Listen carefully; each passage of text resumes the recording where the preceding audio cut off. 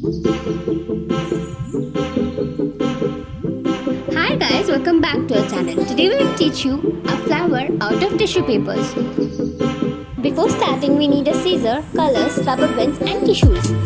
Here I am starting by taking 3 tissues. Now I am arranging them in orders and folding it halfway. Cutting it through the middle partition. Here I got 6 pieces of tissues and I am arranging it in order.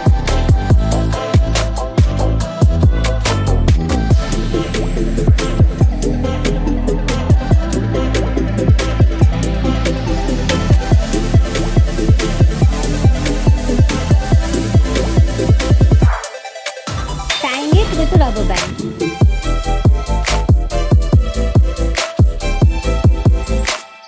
Cutting the edges of the tissue with scissors.